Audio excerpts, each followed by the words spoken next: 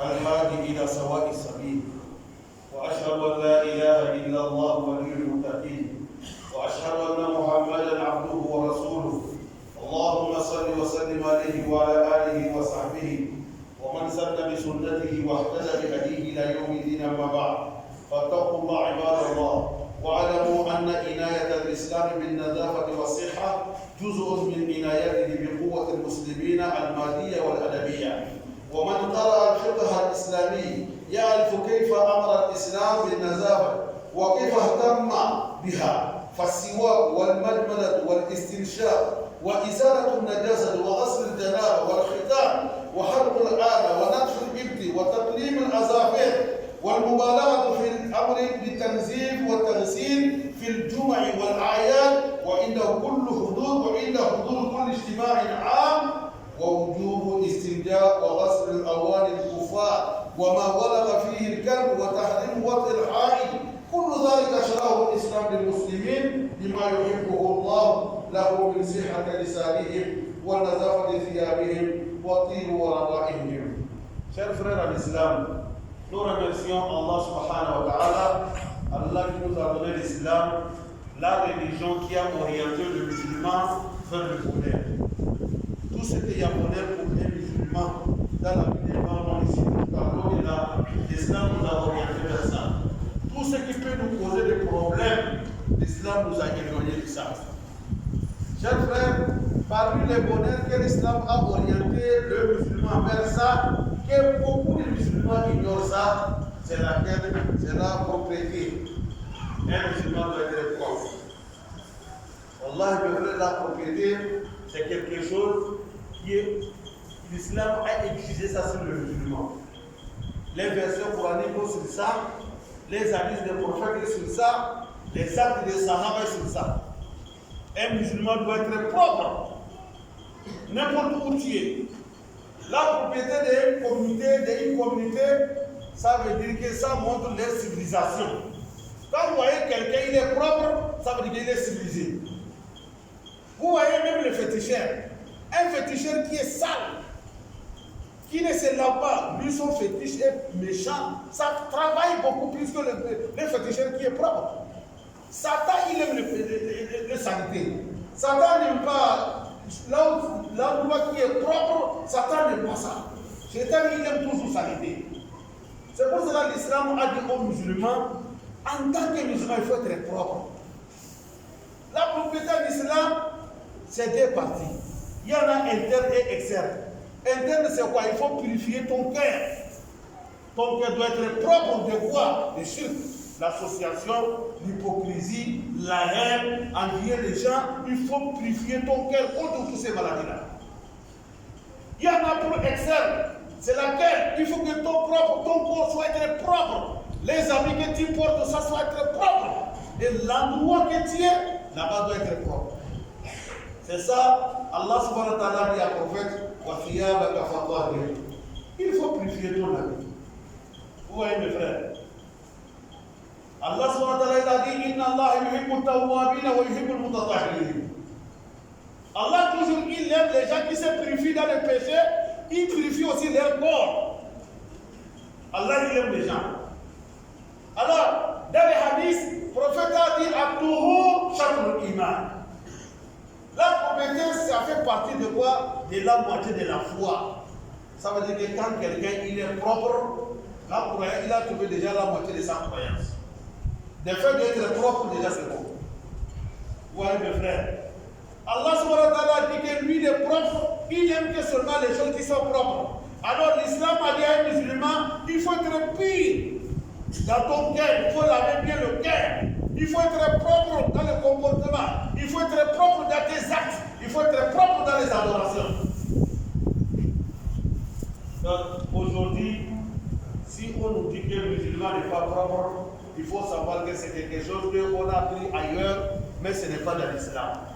Car l'islam a donné quoi? Il a exigé à un musulman d'être propre. Et le lieu des adorations, ça doit être propre. Le prophète sallallahu alayhi wa sallam, il a dit, j'ai vu quelqu'un dans le paradis. Il est en train de se soulager dans le paradis, mais vous savez la rose qu'il a amenée là-bas, il a ramassé un tige un bâtonnet ou quelque chose comme tige d'allumette. Comme salité, il a ramassé ça dans la mosquée, il a jeté ça dehors. C'est ça qu'il a mené au paradis. Mais nous, aujourd'hui, on fait le contraire. Au lieu de rendre les lieux d'adoration propres, au contraire, on fait ça, on amène salité pour mettre dedans. Ce n'est pas bon. Quand vous voyez les lieux que les gens font s'amusement, tu vas dans le bar, tu vas dans les nightclubs, tu vas là ou dans les stades, là où les gens s'amusent, ils n'adorent pas Allah, tu trouves là-bas c'est propre. Mais lieu d'adoration, on trouve que ce n'est pas propre. Comment vous allez juger ça? Ce n'est pas du tout sérieux. Donc nous les musulmans, vraiment, on doit vraiment bien revoir là-bas bien. Si les musulmans, c'est quoi? Quand tu arrives chez un musulman tout d'abord, tu dois connaître ici chez un musulman avec quoi? Avec quoi? Avec la propriété. Tu trouves là-bas c'est propre. Là tu sais dire, ah, je suis rentré chez un musulman. Mais aujourd'hui, si on occupe quelqu'un comme les musulmans sont trop sales, vous voyez, musulmans, je suis désolé. On a reçu notre religion. Or que notre religion donne. Le prophète sallallahu alayhi wa sallam, il a dit, il faut rendre les choses propres. Toi-même, ton corps, ça doit être propre. Les habits que tu portes, ça doit être propre. Il faut être un homme, un gentleman. C'est-à-dire que parmi les gens vont vous doigter, on va dire que, ah, lui là, vraiment c'est là, les gens de cette religion, ils sont propres. C'est comme ça l'islam est. Pourquoi l'islam a donné beaucoup d'occasions à un musulman pour qu'il soit propre? Vous voyez l'ablution que nous faisons à chaque prière. On fait l'ablution. Chaque rassemblement public, l'islam a dit il faut te rendre propre. Pour aller Juma, on ne se purifie pas, on se purifie avant de venir. Les jours de la fête, on ne se purifie pas, on fait la purification. L'islam a recommandé, il dit même cadavre d'un musulman, malgré que tu vas le mettre sous la terre, il faut l'y laver tout d'abord. Il faut qu'il soit propre. Vous voyez mes frères? Vous voyez? Bon, aujourd'hui, si nous prenons ce que Allah nous dit, ce que l'islam nous a dit, par rapport à la pandémie qui est dans le monde aujourd'hui, qu'on appelle Corona, tous les mesures barrières qu'on parle là, ça ne doit pas compliquer les musulmans. Parce que ça trouve déjà, toi tu es sur ça. Ou bien, chaque fois laver la main. Moi je pense que si on dit chaque fois laver la main là, toi musulman, si ça n'a pas augmenté, ça ne va pas te diminuer. Parce que c'est ton comportement déjà. C'est ton habitude. Toi tu es habitué de ça. Utiliser de l'eau, tu es habitué de ça. Alors, dans ça veut dire tous les mesures qu'on nous donne, et par rapport à cette maladie-là ou à cette épidémie-là, tu vas trouver que pandémie là, tu vas trouver nous les musulmans, on est déjà prêts pour ça. Alors, il faut pas contrôler les choses encore. Notre religion est là pour protéger l'âme, pour protéger le corps et pour protéger la raison de l'homme.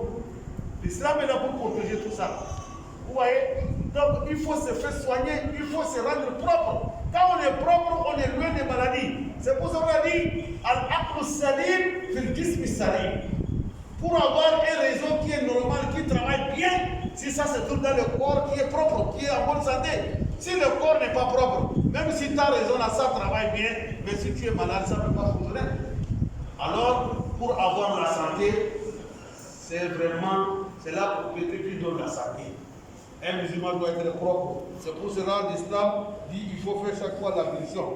L'islam demande à l'ablution, il faut laver bien la bouche et la narine. L'islam recommande, il faut utiliser le kirdan. L'islam a demandé, il faut tailler les ongles. Vous voyez, l'islam a demandé, il faut laver janaba. L'excision et les circoncisions, l'islam a demandé tout ça là. Tout ça, ça fait partie des civilisations. Vous voyez, l'islam a demandé tout ça pour que les musulmans puissent être propres.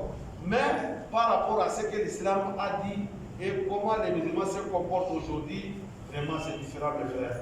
Alors, nous, en tant que musulmans, ce qu'on doit faire, on doit retourner vers notre religion.